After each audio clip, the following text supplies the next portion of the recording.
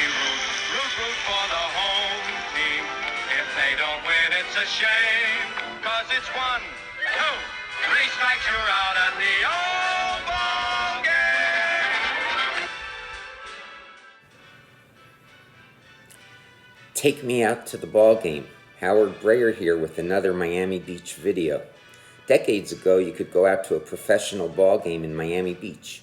In the 1930s and 40s, you could see Major League spring training games, and in the 1940s and 50s, you could see professional minor league games. However, before we get to the details, let's look at how a professional field came to be. In the foreground is the Flamingo Hotel, one of the first luxury hotels in Miami Beach, opened in 1920. It was located on Biscayne Bay at 15th Street. Behind it, the open space to the left was the hotel's polo field, and to the right, the hotel's golf course. The golf course lasted only until 1926, when permission was granted to put a baseball field on a portion of the golf course. On the left is a current aerial shot of where the golf course was located in what's now Flamingo Park in the heart of the South Beach neighborhood of Miami Beach. On the right is a current aerial shot with the location of the 9 holes of the old golf course superimposed. The baseball field is located where the 5th hole was.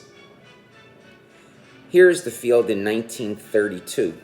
Flamingo Field was home to Miami Beach minor league clubs and the spring training home of the New York Giants, Philadelphia Phillies, and Pittsburgh Pirates.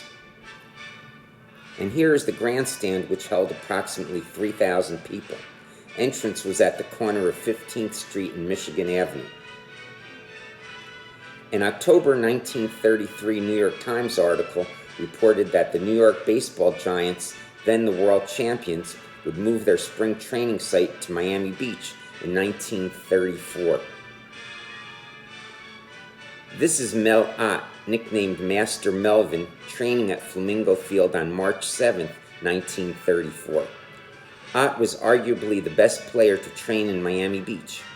He led the National League in home runs 6 times, was an All-Star for 11 consecutive seasons, and was the first National League player to surpass 500 home runs. The Giants would train in Miami Beach only one more year, 1935. Miami Beach was the spring training home of the Philadelphia Phillies from 1940 through 1942.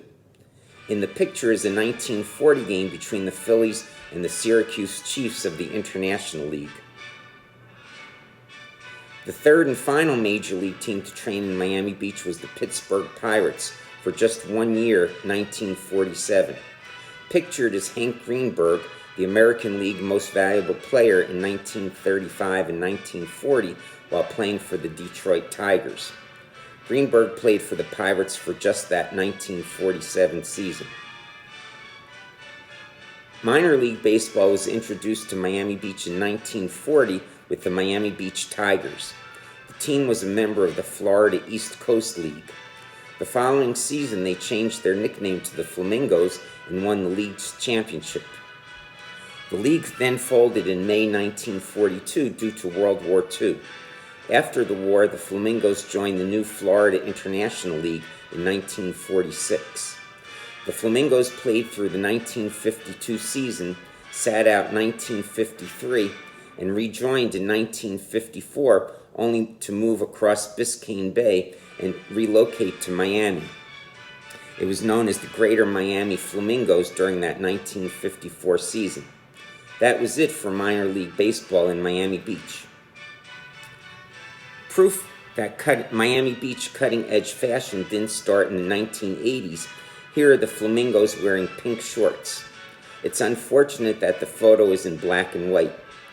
Attendance for the Flamingos peaked in 1949 at just over 1,200 people per game. By 1952, the attendance had decreased to 750 per game. Here are 3 members of the Flamingos. Max Rosenfield played for the Brooklyn Dodgers for 3 years in the 1930s and became the manager of the Flamingos. Minnie Mendoza played for the 1970 Minnesota Twins as a 36-year-old rookie. Jimmy Outlaw played for 10 seasons in the major leagues for 3 different teams. A special shout out to Milt Rosenstein, who played for the Flamingos in 1941, compiling a team-leading 20-12 one-loss record. He was only 20 years old. In 1942, he was drafted into the Army. On November 28, 1944, he was seriously wounded in action in the Philippines and died later that day. He was awarded the Silver Star for gallantry. Rosenstein was one of 137 former professional players who lost their lives in the military service during World War II. In 1967, the old grandstand was demolished and a new one built with an eye towards drawing major league teams back to Miami Beach for spring training. The New York Mets and Montreal Expos expressed an interest, but the city decided to reserve the field for amateur teams, including Miami Beach High School and adult recreation leagues. We conclude with a look at how the field looks today, a fixture in Miami Beach for almost 100 years. I hope you enjoyed the video. Thanks for watching, and check out my other Miami Beach videos on the Howard Breyer channel.